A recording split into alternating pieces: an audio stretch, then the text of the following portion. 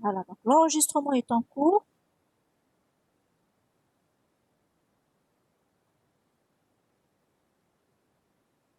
On commence la séance, bismillah. Je répète, comme la méthode d'enseignement était très différente, donc ce que je vous conseille, c'est plutôt de m'écouter. Je ne vais pas vous demander de fermer les yeux parce que vous risquez de dormir, tout simplement. Donc, je vous demande pas de fermer les yeux, mais plutôt il faut se baser sur ce que je parle. Bête, quand je vous envoie les diapos, vous allez consulter les diapos, vous allez les lire. D'accord? Donc, n'essayez pas de lire, mais plutôt essayer de se concentrer sur ce que je dis. Ça vous évitera de faire encore, euh, d'entendre encore une deuxième fois la vidéo. Du coup, d'accord? Et ça vous fera gagner de temps. Merci. Merci, Sadioula. Donc, se baser plutôt sur ce que je parle.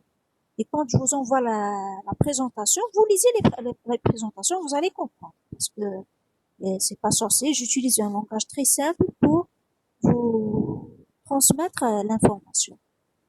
Se baser plutôt sur ce que vous écoutez, plutôt sur ce que vous voyez. Merci. Donc on attend un petit peu peut-être vos collègues parce qu'ils arrivent encore les étudiants. On a déjà 41. J'espère que le créneau horaire vous arrange bien. Mais je ne vais pas attendre plus parce que vous avez des cours après, si j'ai bien compris. C'est une journée très chargée. Très bien. Donc, je répète, 42 étudiants où sont les autres du groupe.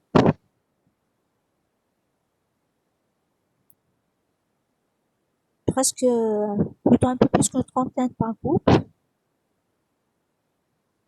Un peu plus qu'une trentaine d'étudiants par groupe. 45 présents. Bonjour, Netouchi. Netouchi, bonjour. Bonjour tout le monde.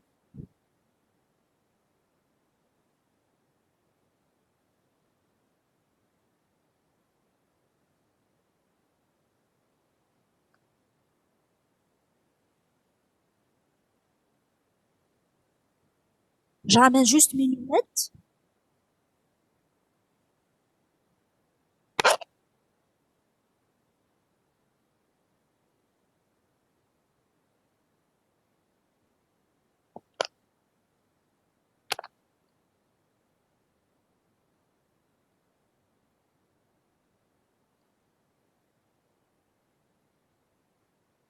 Et je m'excuse pour ce petit bruit. Très bien. Donc, bismillah. J'ai dit qu'essayer plutôt de me suivre, de m'écouter, plutôt que de lire les diapos. Les diapos, vous allez les avoir, essayez de m'écouter. C'est très important. Ça vous fera moins d'efforts et plus de concentration. Très bien. Donc, je vais attirer votre attention sur certaines erreurs commises. Bien sûr, plus la formule est grande, plus elle contient plus de symboles, de connecteurs et de variables propositionnelles, plus ça devient compliqué de l'écrire, de la transformer par exemple en langage non et. Donc la première erreur à éviter, bien sûr, c'est de mettre autant de parenthèses ouvrantes que de parenthèses fermantes. Donc une propriété que doit vérifier une formule, je parle syntaxiquement, hein, c'est que le nombre de parenthèses ouvrantes doit être égal au nombre de parenthèses fermantes. Ça veut dire le nombre de parenthèses globales, c'est pair, parce que c'est 2 fois le nombre de parenthèses ouvrantes ou encore 2 fois le nombre de parenthèses fermantes. C'est une propriété que doit vérifier toute formule. Et c'est une propriété qu'on peut même prouver par récurrence. On a une démonstration par récurrence dans ce semestre, de la même façon qu'on l'a fait dans la programmation, vous l'avez fait déjà en programmation fonctionnelle, on va la rappeler. On va voir comment est-ce qu'on l'appliquera dans la logique propositionnelle. Donc, vous allez avoir par la suite, vous allez avoir au moins un exemple de démonstration par récurrence, mais pas tout de suite. J'ai dit que la propriété que une formule contient un nombre pair de parenthèses peut être vérifiée, peut être montrée par récurrence. On va voir peut-être par la suite. Pour vérifier qu'une formule est bien formée, une formule c'est un ensemble de connecteurs et de variables proportionnelles, mais qui doivent être juxtaposées d'une façon correcte. C'est-à-dire, il y a des règles à respecter. Les règles à respecter en réalité découlent de quoi? De la définition d'une formule propositionnelle. C'est la définition qu'on a donnée en cours. Toute variable proportionnelle est une formule, et si alpha et bêta sont des formules, alors la négation de alpha est une formule, la conjonction de alpha et bêta est une formule, et la formule alpha entre deux parenthèses est aussi une formule. En réalité, cette définition, c'est aussi un algorithme. C'est un algorithme qui me permet de vérifier même est-ce qu'une formule est bien formée, c'est une formule proportionnelle, ou encore elle est mal formée. C'est un algorithme récursif. Je ne vais pas aller en détail sur ça, mais si vous essayez de lire bien votre cours, pour la définition d'une formule de langage proportionnel, c'est une définition récursive par induction. On a utilisé ce terme, c'est la définition par induction formelle d'une formule propositionnelle. C'est un algorithme récursif qui permet de construire une formule propositionnelle. Vous savez le faire même sans appliquer. Je sais que vous savez déduire est-ce qu'une formule est bien formée ou mal formée, même sans appliquer l'algorithme. Les étudiants savent le faire. J'ai visité beaucoup de solutions. J'ai essayé de consulter un maximum de solutions que vous avez proposées. La plupart sont correctes, mis à part quelques erreurs faites. Surtout, je parle du premier exercice. Quand on vous demande de simplifier, on l'a bien dit, c'est vérifier le nombre de parenthèses. Pour ceux qui viennent d'arriver, j'insiste encore une deuxième fois, essayez de m'écouter. Ne suivez pas, plutôt n'essayez pas de lire les diapos, vous allez les avoir par la suite et vous allez les lire. Essayez plutôt de m'écouter, c'est très important. Et ça vous demandera moins d'efforts pour se concentrer, pour comprendre. Très bien. Donc, je répète, mis à part quelques erreurs, j'ai dit que l'exercice 1, la plupart des solutions étaient correctes. Et quand on vous demande de simplifier, en enlevant les parenthèses non obligatoires, les parenthèses en plus. Les parenthèses en plus, bien sûr, on va pouvoir les déduire à travers quoi? L'ordre d'évaluation. C'est par exemple, j'ai un OU qui est suivi par une flèche, un I qui est suivi par une flèche. C'est pas la peine de mettre le OU entre parenthèses, parce qu'on sait très bien que le OU qui va être évalué avant la flèche, il est plus prioritaire. De la même façon, par exemple, que vous aurez le plus qui précède l'étoile. Même il précède l'étoile, mais il va pas être évalué avant l'étoile, parce que même c'est l'étoile qui le suit, qui est à sa droite. C'est le produit qui va être évalué, qui va être calculé avant le plus. C'est clair. Parce que le produit est plus prioritaire que le plus. Donc, pareil pour la flèche et le OU. Donc, le OU, on n'a pas à le mettre entre parenthèses. C'est une erreur qui est commise par certains étudiants. Que ce soit qu'il suit la flèche ou encore qu'il précède la flèche, parce que OU est le plus prioritaire. De la même façon, j'ai dit que le plus est l'étoile en arithmétique. Très bien. Donc, on peut enlever les parenthèses qui délimitent une conjonction, un et, ou encore une disjonction, encore un ou. Très bien. Donc, ça, c'est une première erreur. Et une deuxième erreur, toujours dans les parenthèses, mais cette fois-ci, c'est pas en réalité, c'est suivant parce que vous avez appris certaines choses, vous avez appris que le et est prioritaire sur le ou, alors qu'on vous donne une autre convention. Donc, pour nous, le et le ou, ils ont exactement un même ordre d'évaluation. Ça veut dire, si j'ai le ou qui précède le et que je veux évaluer, par exemple, je sais très bien que c'est le ou qui va être évalué avant le et. Pourquoi? Parce que le précède cette fois-ci. Faites attention, c'est pas de la même façon que le ou et la flèche. Le ou est prioritaire sur la flèche. Par contre, le ou et le et, ils ont une même priorité. Ça veut dire quoi? Ça veut dire c'est le ou qui va être évalué avant le et. D'accord? Pourquoi? Parce que le et le ou, ils ont une même priorité. C'est comme si les deux sont des produits pour nous. D'accord? Si on a deux produits qui se suivent, c'est certes que c'est le premier qui va être évalué avant le deuxième. si on a deux étoiles qui se suivent. Donc, pareil pour le OU et le ET. C'est le OU qui va être évalué avant le ET. Parce que, par convention, pour nous, ils ont exactement le même ordre d'évaluation. Donc, vous allez certainement pouvoir déduire les parenthèses que vous pouvez enlever ou pas. Très bien. Donc, pour la deuxième partie, on vous a demandé de réécrire dans le langage non et. Pour cela, vous allez utiliser les définitions que je vous ai données en cours. La flèche en fonction du nom et, le ou en fonction du nom et aussi, la double flèche, c'est-à-dire l'équivalence en fonction du nom et du et aussi. Pour cela, c'est l'inverse par rapport à la première partie. La première partie, on a essayé d'enlever les parenthèses en plus. Pour cette deuxième partie, c'est plutôt l'inverse. Je vous conseille avant de réécrire, de mettre d'abord les parenthèses. D'accord? Parce que sinon, vous risquez de faire des erreurs. Même si les parenthèses, elles sont en plus. Il faut distribuer. Merci de m'avoir rappelé le terme. C'est pas distribuer. Pour réécrire, on va pas distribuer le nom. On va pas distribuer le nom sur le ou, bien que c'est une propriété qui est bien vérifiée. Mais pour réécrire, il faut utiliser les définitions. On doit mettre les parenthèses pour ne pas se tromper, pour ne pas commettre des erreurs d'évaluation. Voilà, pour ne pas faire des erreurs. D'accord?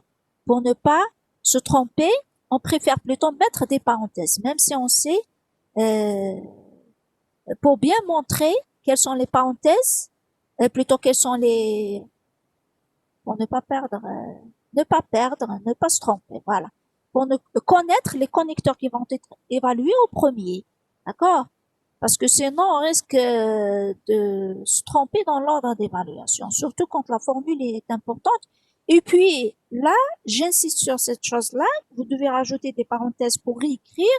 Et c'est une opération qui vous sera même demandée dans la deuxième partie de ce cours, dans la suite du cours, d'accord? Donc, c'est très important de réécrire. Pourquoi? Parce qu'on va faire le raisonnement, par exemple, dans le langage LP non et on est obligé, la première opération à faire, c'est de réécrire dans ce langage avant de passer au raisonnement. D'accord? C'est très important. Pour réécrire, je répète, commencez d'abord par mettre des parenthèses. Il faut arriver à des formules en fonction que du nom et du et. Tout à fait. C'est ça ce qui est demandé. Le nom et le et. Seulement. Que ça. Le nom et le et. C'est ce qui est demandé. Je sais que vous savez le faire.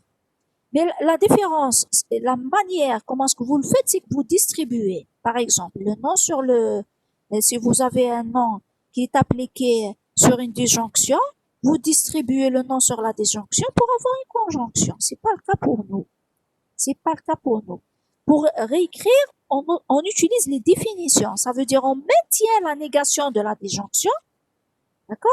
On maintient la négation. Il faut la recopier. Puis après, par exemple, et puis après, une fois que vous recopiez la disjonction, qu'est-ce que vous faites? Vous appliquez la définition sur le reste. D'accord? Par exemple, je peux aller tout de suite. Par exemple, pour cette formule, voilà comment ce que je vais faire. Vous avez on a commencé à mettre des parenthèses. On a deux ou qui se suivent. C'est le premier qui va être évalué au premier. Ça veut dire, je peux délimiter par les parenthèses. La première disjonction, je peux la mettre entre parenthèses. Très bien. Puis après, donc, elle est équivalente à quoi? Donc, je vais effacer par ça. Donc, le ou, c'est la négation, voilà, d'un et. Attention, ce qui est écrit là, c'est faux, hein. Donc, je vais faire le corriger. Donc, c'est la négation. Par exemple, le alpha au bêta, c'est la négation de non-alpha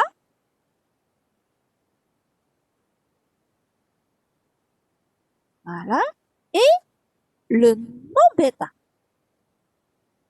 Voilà, donc, ça, j'ai réécrit le premier ou. J'ai réécrit le premier ou. le nom P1 et non P2. Merci de m'avoir rappelé déjà, vous m'avez donné une étincelle.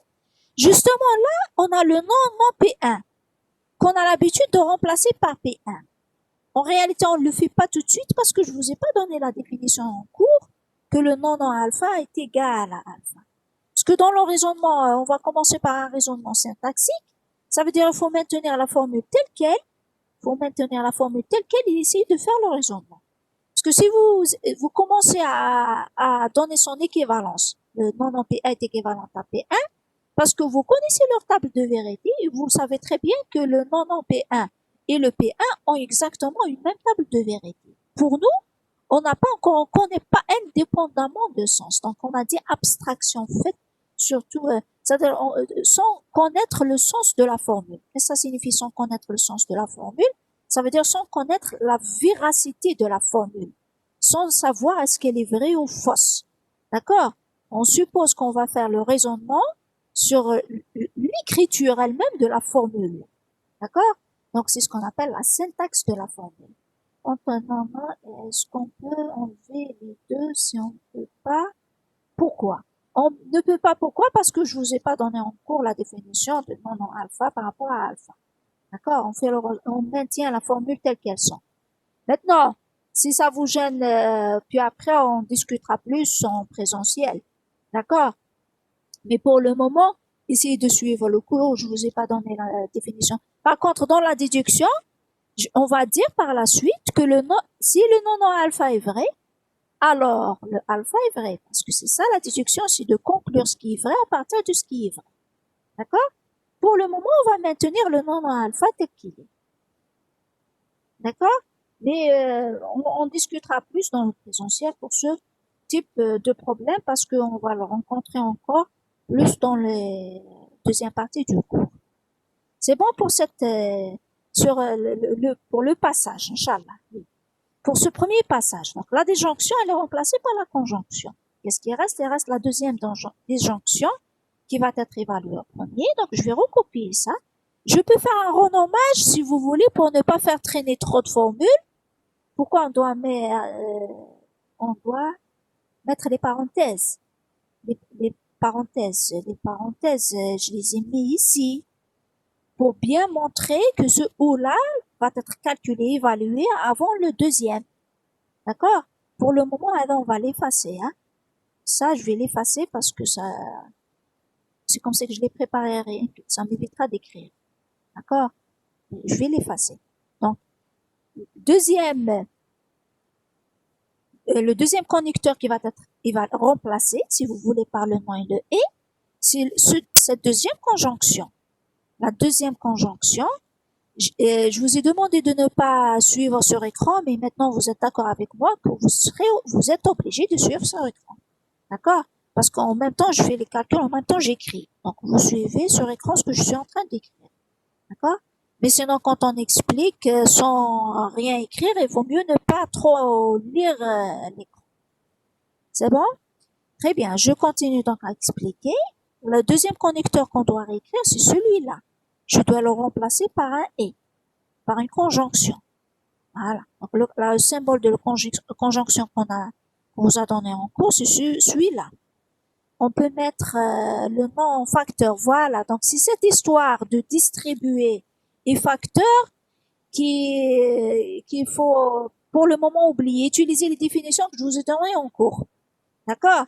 Parce qu'en réalité, la machine, elle distribue pas et c'est des définitions. Elle fait des remplacements. D'accord? Donc, c'est quelque chose d'automatique. Pour que ça soit toujours automatisable, on préfère suivre les définitions. Donc, appliquer la définition. On risque pas de se tromper. D'accord? Très bien. Donc, dire distribuer en mettre en facteur, c'est ce que vous avez l'habitude de faire. C'est deux propriétés qui sont correctes, mais on essaie pour le moment d'appliquer les définitions de cours pour ne pas se tromper. C'est juste une façon de parler. Merci. Malish. Juste une façon de parler. Donc, c'est bon. Merci. Donc, vous comprenez, pourvu que vous me suivez. Vous me comprenez. Donc, qu'est-ce que j'ai fait? J'ai remplacé ce connecteur, pardon, le ou, par le et. Ça veut dire quoi? La, je dois faire précéder cette formule par une négation. Bien sûr, il ne faut pas oublier de mettre la parenthèse fermante, mais sans l'indice. Celle-là paraît trop petit parce qu'elle est indicée tout court. Donc, je vais enlever l'indice. On peut même utiliser les couleurs. Je l'ai pas dit, mais même si la parenthèse est en couleur différente, ça reste toujours une parenthèse. Donc, ils ont exactement le même sens. Donc, pour différencier, j'utilise la couleur. Parfois, on utilise les dimensions. Ça veut dire, je peux mettre, par exemple, cette parenthèse avec une dimension beaucoup plus grande par rapport aux premières. Par exemple. Mais ça reste toujours une parenthèse. C'est-à-dire rien que pour montrer qu'elle est associée à telle ou telle parenthèse, telle ouvrant la parenthèse ouvrante est associée à telle parenthèse fermante, par exemple. Donc, je peux utiliser des dimensions différentes de parenthèses. Je peux utiliser d'autres formes c'est des crochets. Ça reste toujours des parenthèses. D'accord? Donc, c'est-à-dire c'est la même définition. Ils ont exactement le même rôle. C'est ce qu'on appelle des symboles impropres. Leur objectif, c'est d'imposer un certain ordre d'évaluation. D'accord? Maintenant, je vais lire ce que vous avez écrit. Pourquoi on a changé ça en ça? C'est plutôt l'inverse. Le ou en et. C'est pas le et en ou. D'accord? C'est le ou en et. Voilà. Tout à fait. Pourquoi non P4? Parce qu'il était déjà précédé par un nom. Vous êtes d'accord avec moi, Hamdawi, que alpha ou bêta est peut-être remplacé par le nom, parenthèse ouvrante, non alpha et non bêta. D'accord? En utilisant la définition, tout à fait. D'accord? J'ai oublié un nom? À quel niveau j'ai oublié un nom? Merci. C'est par là. Merci. Merci. Pardon. Merci de me l'avoir appelé. Très bien. Et on a la solution. Oui. Merci. Merci de me l'avoir appelé. Tout à fait. J'ai oublié le nom et je l'ai corrigé. Je vais maintenant supprimer les crochets. Juste pour vous expliquer, ça reste toujours des parenthèses. Ils ont exactement le même sens. Si on utilise les couleurs, si on utilise des parenthèses de différentes tailles, de formes différentes, c'est des parenthèses. Leur sens est exactement le même. C'est bon pour ça. Donc peut-être que ça sera la solution que j'ai traité sur la présentation. Voilà, donc la solution finale de cette formule, la réécriture. Et on maintient le non en P4 en non en P4. On va pas le remplacer par P4. D'accord? Vous allez voir par la suite pourquoi. D'accord? Mais ça reste, je sais qu'on a fait traîner trop de noms, mais c'est pas grave. C'est pas trop méchant. Bien que dans la littérature, je répète, dans la littérature, parfois, effectivement, il remplace le non en P4 par le P4.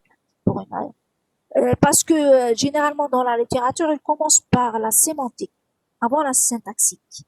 Mais pour nous, on a préféré commencer par la syntaxique, tel qu'on a l'habitude de le faire dans le langage parlé. D'accord? Commence par la sémantique, ça veut dire commence d'abord par les tables de vérité. Et on sait très bien que le nom alpha est équivalent à alpha, donc on remplace tout de suite les doubles négations par la formule, par l'affirmation de la formule elle-même. Voilà, c'est peut-être une des raisons. Dans la littérature, on commence d'abord par la sémantique. Très bien. Donc ça, c'est pour le premier exercice, tout ce que j'avais à dire, mais sinon, vous trouvez le reste, le corrigé le corrigé que je vais vous envoyer par la suite. C'est pas dans les diapos, mais c'est le corrigé en PDF.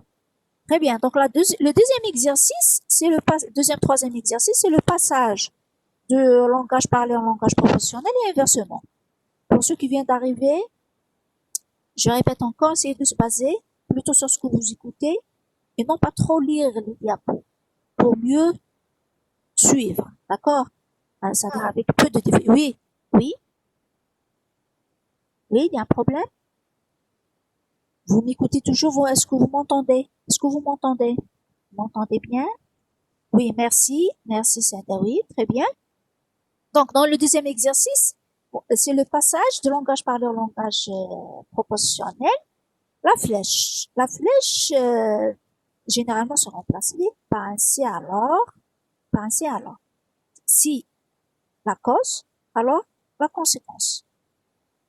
La condition suffisante, la condition nécessaire. D'accord? Donc là, par exemple, je dirais, si je fais du sport ou j'ai des devoirs, alors je prépare efficacement mes examens. Donc quand vous faites le passage, ce que je vous conseille, c'est n'essayez pas de trop compliquer. Je sais qu'il y a peut-être des expressions qui sont meilleures en français qui pour exprimer cette formule. Et plus on est à l'aise dans la langue parlée, le français lui-même, plus on s'exprime mieux. Peut-être des étudiants qui s'expriment beaucoup mieux que moi, c'est tout à fait normal, c'est qu'ils connaissent mieux le français que moi. D'accord? C'est pas un sorcier, mais ce que je vous conseille, c'est essayer d'appliquer certaines règles pour faire le passage, c'est-à-dire pour avoir enfin des phrases simples, mais qui représentent réellement la proposition. Certains étudiants, pas mal d'étudiants, n'ont pas mis le C.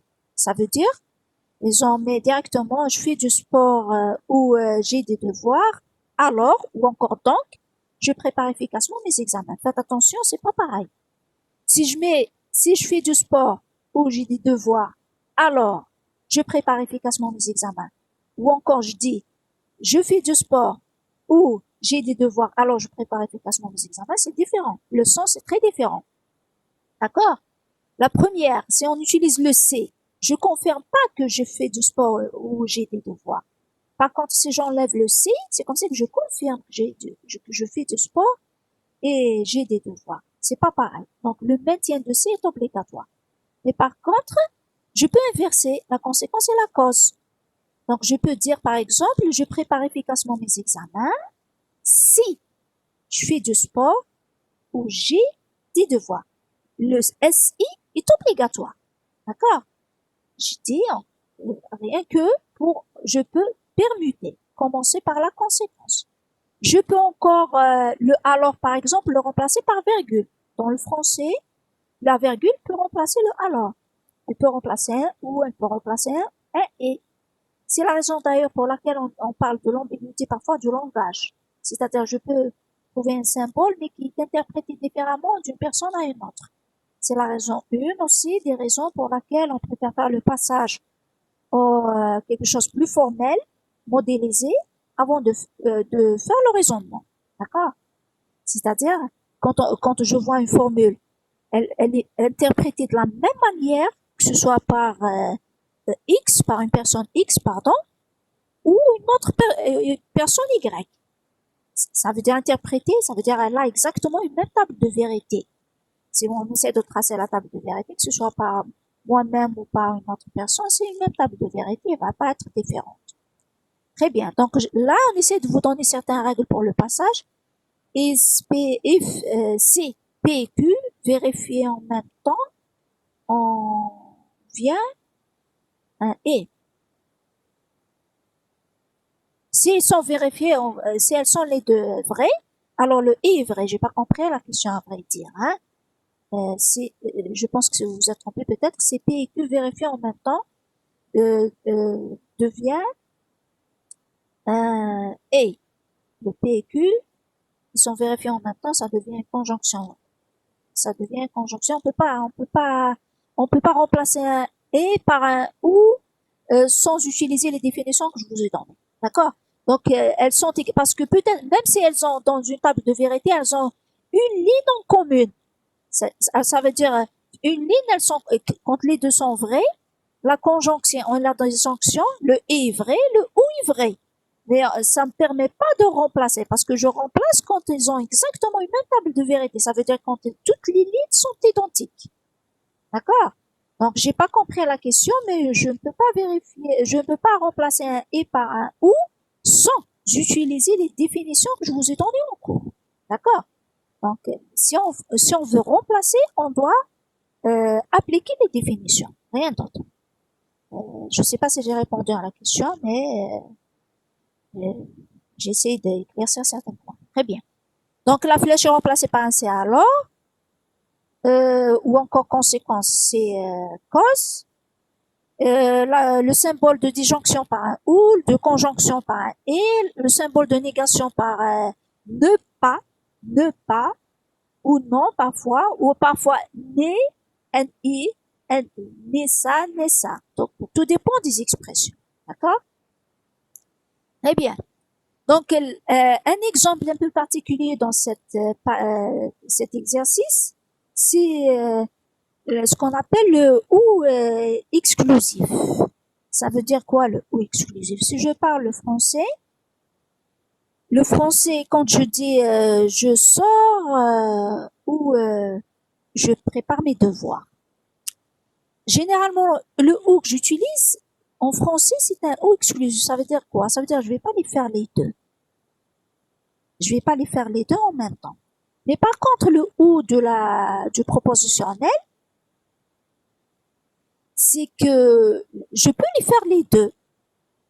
Ça veut dire, si je dis par exemple, je sors ou je prépare mes devoirs, elle est vraie quand les deux sont vrais. Ça veut dire, je peux les faire les deux. Voilà. Différemment la langue française, pardon. Là, au moins un.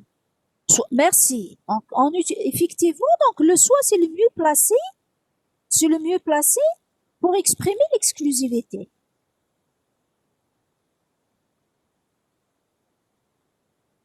C'est le mieux placé, pardon, pour exprimer l'exclusivité. Donc, qu'est-ce que je vais dire? Soit je fais du sport ou je vais au cinéma. Soit je fais du sport ou je vais, ou soit je vais, pardon, soit je fais du sport, soit je vais au cinéma. Par exemple, c'est le mieux dit. C'est le mieux dit. Il n'y a pas que l'unique solution qui est correcte, il y a encore d'autres solutions qui sont proposées par vos collègues. C'est celle-là. Je fais du sport et je ne vais pas au cinéma, ou je vais au cinéma et je ne fais pas du sport. Je dis qu'elle est correcte, elle n'est pas fausse. Mais de préférence, utilisez le soit pour exprimer parce que pour que ça soit plus courte. C'est une phrase encore plus courte. Et le or. Or, ça veut dire c'est le ou. Ici, c'est vrai, mais pas optimal. Ouais, merci. Donc, on parle d'optimisation. On parle peut-être meilleur. Ça veut dire, c'est une solution, mais on préfère utiliser le soit pour exprimer l'exclusivité. D'accord? Elle n'est pas très correcte. Voilà. Et puis, si j'utilise le ou tout court, ça veut dire je fais du sport ou je vais au cinéma, ça risque de ne pas exprimer exactement l'exclusivité. D'accord? Ça risque de ne, ça veut dire on préserve le ou français au symbole de disjonction tout seul, utilisé tout seul dans une formule propositionnelle. D'accord? Donc, si j'utilise, par exemple, la disjonction dans une formule, je vais l'interpréter en ou français, tout court. D'accord? Si par contre j'utilise une formule de cette forme, donc il vaut mieux utiliser le soit. Ou bien l'inverse. Non. Donc la solution, ça sera soit je fais du sport ou je vais au cinéma. Ou encore, soit je fais du sport, soit je vais au cinéma. D'accord? Donc si j'utilise le soit, ça exprime mieux l'exclusivité sans même rajouter ou bien l'inverse, sans même rajouter la suite de la phrase. D'accord? Sans même rajouter ou bien l'inverse. Ça sera plus simple. Voilà, merci. Très bien. Et bien sûr, un enseignant de français il est mieux placé pour répondre à ce genre de questions. D'accord? Très bien. Donc, mais pour nous, on essaye de vous donner certaines règles, essayez de les appliquer pour ne pas se tromper, et puis pour ne pas compliquer la vie pour vous, pour faire le passage d'une façon très flexible, c'est-à-dire sans trop réfléchir. Voilà. Mais je dirais peut-être c'est la partie la plus difficile du cours parce qu'il n'y a pas des règles vraiment. Le français est très compliqué. Si je vous donne une phrase en français qui est ça risque d'être trop difficile à écrire en langage propositionnel. D'accord? Mais on essaie d'appliquer ces règles-là pour ne pas se tromper dessus. Très bien. Donc là, deuxième remarque, donc l'exclusivité, c'est soit je fais soit je fais du cinéma, ou bien. Donc là, c'est aussi correct, mais on préfère toujours le soit. C'est tout. Voilà.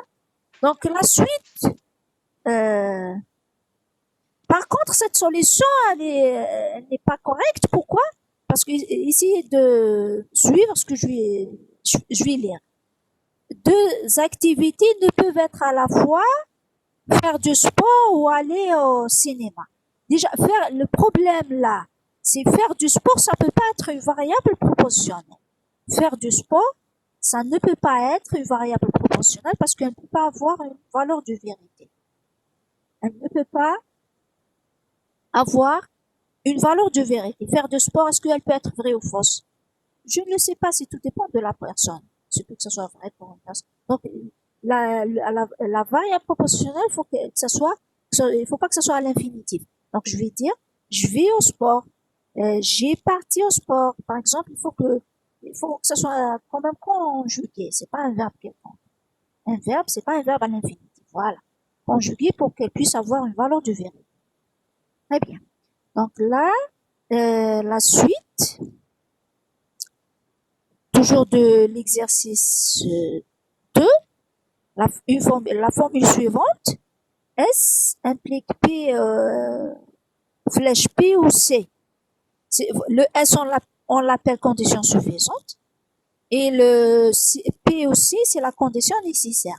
Suffisante, ça veut dire qu'il suffit d'avoir le S pour que le P ou C soit vrai. La condition nécessaire, ça veut dire la contraposée, c'est pas la contraposée, la réciproque. C'est ça, c'est la contraposée, pardon. La contraposée, c'est le nom P ou C qui implique le nom S. C'est la raison pour laquelle on l'appelle condition nécessaire. Si vous avez le X qui implique Y, ça veut dire le nom Y implique le nom X. Le nom Y implique le nom X. Elle peut être découlée du X qui implique le Y. Si je n'ai pas le Y, je confirme que je n'ai pas aussi le X. C'est la raison pour laquelle je l'appelle condition nécessaire. Si je n'ai pas le Y, j'aurai pas le X aussi. D'accord? C'est la raison pour laquelle j'attire votre attention sur par exemple, ce genre d'interprétation. Si je sors, si pour faire du sport ou aller au cinéma, ça veut dire, je ne sors que pour faire du sport ou pour aller au cinéma. C'est pas le cas parce que si je ne sors pas, je ne sais pas qu'est-ce que je vais dire pour faire du sport ou aller au cinéma. Donc, c'est la raison pour laquelle on préfère toujours un C alors. Un C alors pour ne pas se perdre dans la langue française. D'accord? Surtout si on ne maîtrise pas très bien la langue. D'accord? Donc, de préférence, remplacer la flèche par un C alors. L'équivalence, par contre, elle est remplacée par quoi? Donc, certains collègues utilisent par exemple le terme comme, le C comme le nom des. Donc, je vais au cinéma et comme je n'ai pas des devoirs. Vous êtes d'accord avec moi que la phrase quand même elle est un peu, elle n'est pas, elle n'est pas agréable à entendre. Donc certaines phrases, peut-être dans les théorèmes de maths, on pourra utiliser comme, mais pas dans la langue française. Donc faites attention, parfois certaines expressions sont autorisées dans les théorèmes. C'est seulement c'est tout à fait. Donc est-ce qu'on peut utiliser le si seulement c'est qu'on va utiliser équivalent. Dans les théorèmes de maths par exemple, on utilise une condition nécessaire et suffisante pour avoir le C et le nom D. Condition nécessaire et suffisante. Je répète, dans les théorèmes de maths. Donc, dans les théorèmes, on peut se permettre d'utiliser une condition nécessaire et suffisante. C'est une expression qu'on a l'habitude d'utiliser beaucoup pour montrer l'équivalence. Entre deux, c'est alors. Entre des, c'est alors, oui. Oui, il y a justement une autre proposition entre le, certains collègues, effectivement, certains de vos collègues l'ont interprété par une conjonction de deux implications. C'est-à-dire, c'est un i entre deux CA. Alors, ça reste aussi correct, mais la préférable, c'est le C seulement C est équivalent, euh, peut-être est similaire dans certaines expressions. C'est tout dépend des expressions. D'accord? Et en théorème de maths, soit C, soit non D. C'est pas soit C, soit non D. Le soit C, soit non D, c'est c'est c'est une exclusivité entre C et le non D. D'accord? Mais je peux ne pas les avoir les deux. Vous êtes d'accord? Donc, dans l'équivalence, même si les deux sont fausses, l'équivalence entière, elle est vraie. Vous êtes d'accord? Donc, ça n'exprime pas la soit C, soit non D. C'est faux. Parce qu'elles n'ont pas exactement une même table d'équivalence. C'est un et entre deux C, oui, je suis d'accord. Pour un et entre deux C, je suis entièrement d'accord que c'est correct. D'accord? Mais c'est pas une exclusivité. C'est tout. Très bien. Donc, c'est ce que je veux dire.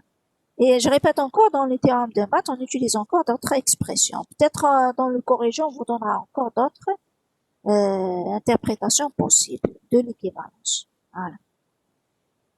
Pour l'exercice 3, les mêmes règles qu'on a, tout ce qu'on a dit pour l'exercice 2, ça reste valable pour l'exercice 3.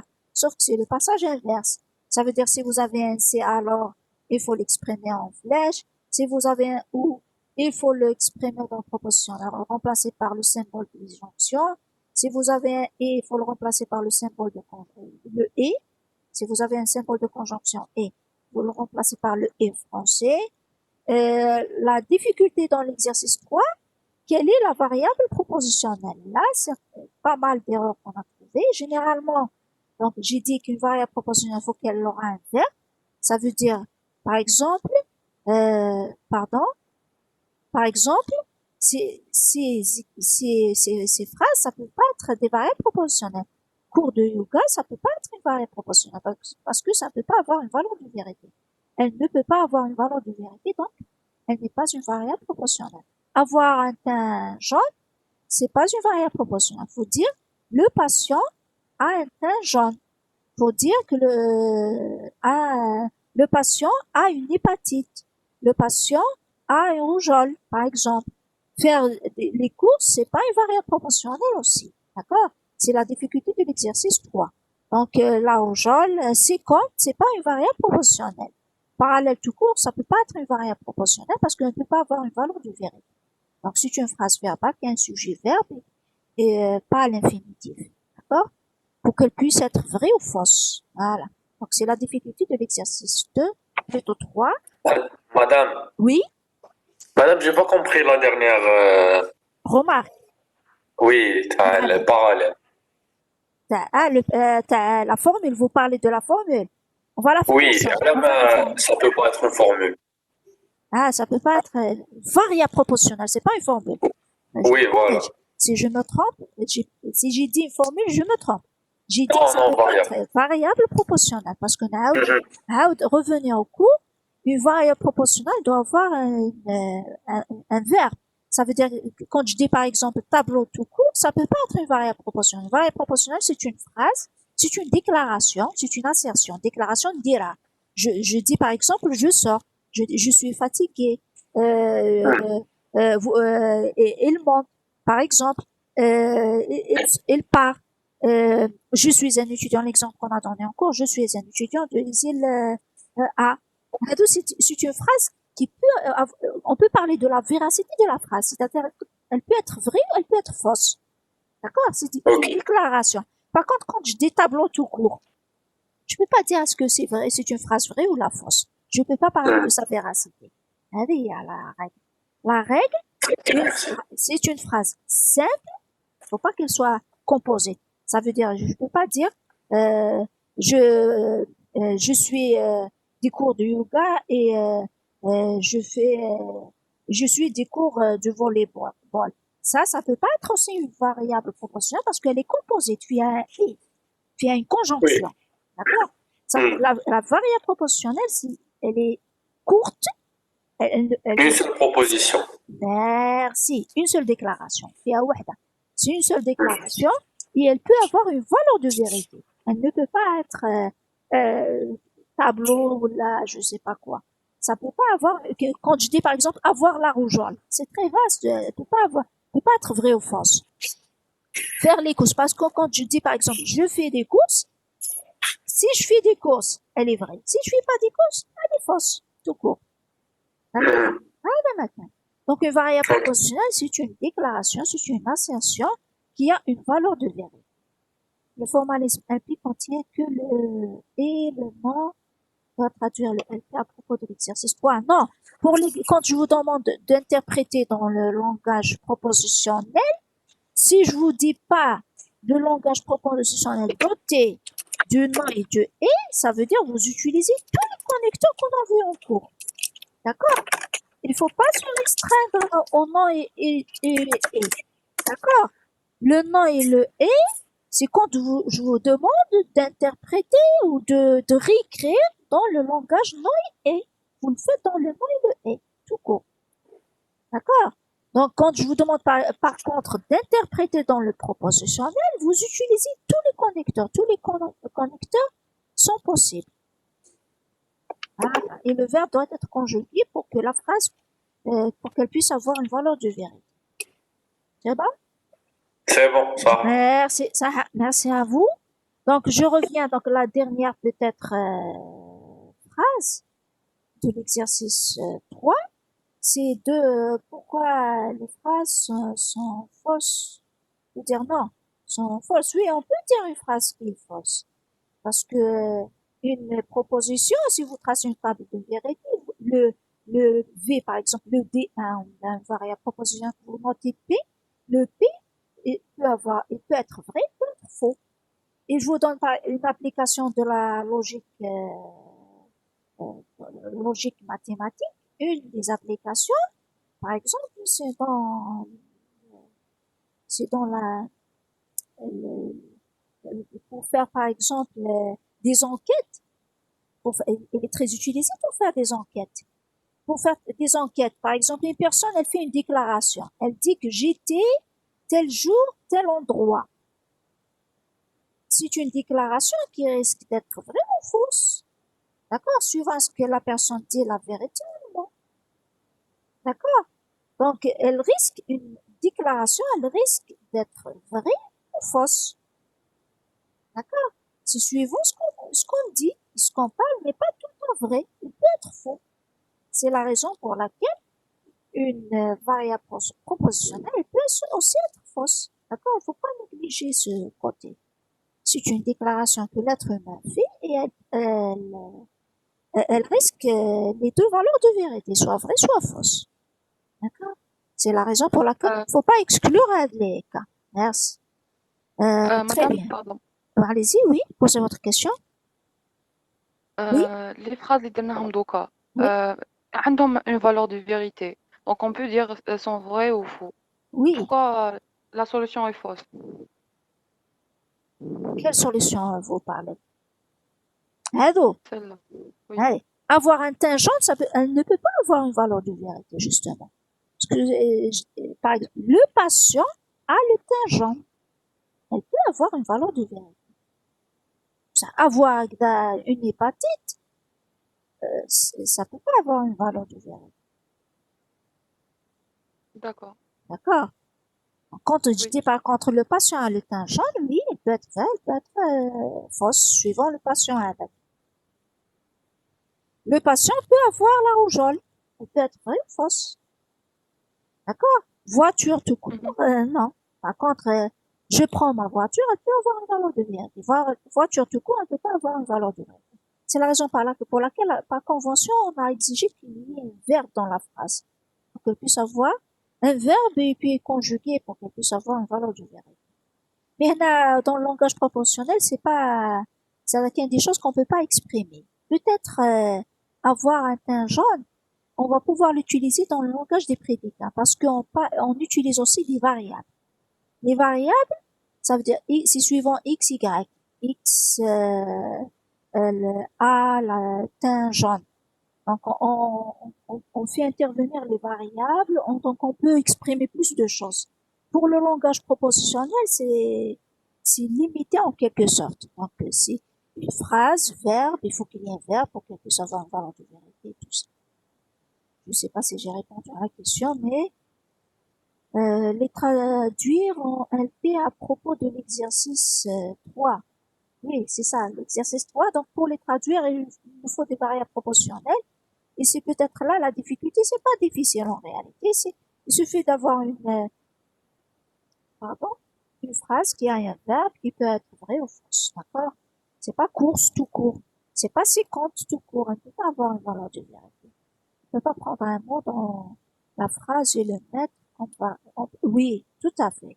Généralement, c'est le mot qu'on peut prendre, c'est le verbe conjugué. Donc, c'est ça qui diffère d'une proposition à une autre. Je fais telle chose, je sors, je pars. Si vous avez remarqué dans l'exercice 1, donc on insiste plutôt de l'exercice 2, on insiste, c'est pas le cas, mais généralement, le choix du verbe, c'est le verbe qui diffère d'une variable proportionnelle à une autre. D'accord? C'est le verbe et le sujet, bien sûr. D'accord? En ajoutant un verbe et un sujet pour dire qu'il s'agit d'une variable propositionnelle. Très bien. Donc, si on a répondu, s'il n'y a plus de questions, peut-être on va faire le dernier exemple de l'exercice 3 avant de terminer. L'exercice 3 de droite ne peut être à la fois séquente et parallèle. Maintenant, la seule difficulté, c'est que pas mal d'étudiants qui l'ont exprimé par ce que vous voyez, donc le D1 et non D2, ça veut dire de droite parallèle et non séquente, ou encore séquente et non parallèle. C'est une exclusivité. Et quand on exprime une exclusivité, ça veut dire il faut qu'il y ait l'un des deux. On exclut le cas où les deux ne sont pas vérifiés. D'accord? Parce que l'exclusivité, elle est vraie quand l'un des deux est vrai. D'accord? Mais elle est fausse quand les deux sont faux.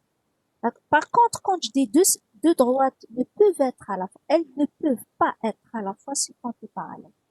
Est-ce que ça veut dire qu'il faut qu'elles soient soit séquentes, soit parallèles?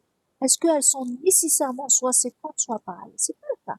Ce qui est exprimé dans la phrase, c'est qu'elles ne peuvent pas être à la fois séquentes et parallèles.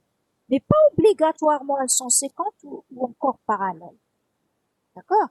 Si obligatoirement elles sont séquentes ou parallèles, effectivement, ça représente une exclusivité. Mais là, on dit qu'elles sont pas séquentes et parallèles en même temps. Donc, c'est la négation d'une conjonction, c'est tout. La différence, c'est que si on veut, par exemple, si on utilise l'espace, la représentation des droites dans l'espace, deux droites peuvent ne pas être ni séquentes ni parallèles. Dans quel cas? Dans le cas où elles font pas partie d'un même plan. Ça veut dire, il y a une exclusivité dans le cas où on travaille sur le plan. C'est-à-dire dans le cas de 2D, deux dimensions. Dans le cas de 3 dimensions, elle représente pas une exclusivité. D'accord? Ça veut dire, là, on vous a rien dit sur l'espace de travail.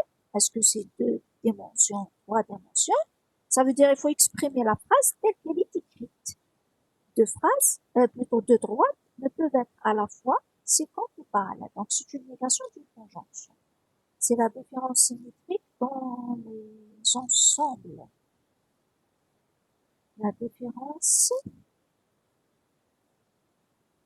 symétrique dans les ensembles. Khaled Silani. C'est quoi la différence symétrique dans les ensembles? Je m'excuse pour la question, mais pour pouvoir vous répondre, il faut que je réinvite sur ce qu'on appelle la différence symétrique dans les ensembles. C'est la différence entre les deux ensembles. Oui, ça veut dire l'ensemble A moins ensemble B. Oui, donc c'est l'union de ce qui n'est pas dans le A et qui est dans le B, encore n'est pas dans le B qui est dans le A, si vous voulez. Là, je vois. Merci. Merci. Merci. Donc ça, si vous voulez, c'est l'exclusivité, union. C'est l'exclusivité. Mais par contre, si on n'est pas dans le 3D, il n'y a pas, elle correspond pas à cette formule. Parce que deux droites peuvent ne pas être ni séquentes ni parallèles. D'accord? Donc elles font pas partie en même plan. Elles s'intersectent pas, mais elles sont pas séquentes. Et elles s'intersectent pas, c'est-à-dire elles sont pas parallèles. Et elles sont pas parallèles. Elles sont pas parallèles, elles s'intersectent. Voilà. Donc c'est le cas, par exemple, des droites qui font pas partie en même plan. Voilà. Si vous étiez devant moi, je vous ferai le signe, mais là, j'espère que vous avez compris. Ce qui est plus important, on essaie d'exprimer exactement ce qui a été écrit, ne peuvent être à la fois. Ça veut dire c'est une conjonction. D1 et D2 ne peuvent, le ne, c'est une négation. Donc c'est une négation de conjonction. Si j'ai bien exprimé les choses. J'espère que j'ai bien expliqué les choses. Si peut-être il n'y a pas de questions à poser, on terminera, on clôturera la séance et merci d'avoir assisté. J'ai pas compris, qu'est-ce que vous n'avez pas compris? Le dernier exemple. Quand on dit pas, deux droites ne peuvent être à la fois séquentes et parallèles. Ça veut pas dire qu'elles sont soit séquentes, soit parallèles. Est-ce que vous êtes d'accord sur ça? Fauzi. Oui.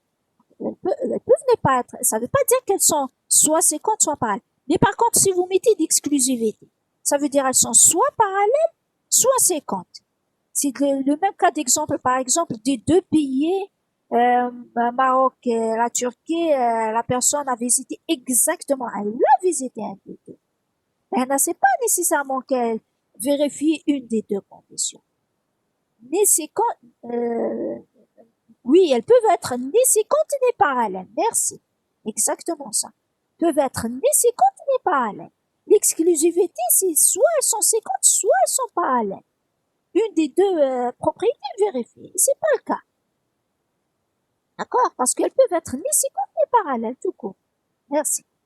Merci, Zaraoulia. Voilà, je sais pas si on a répondu, Fauzi.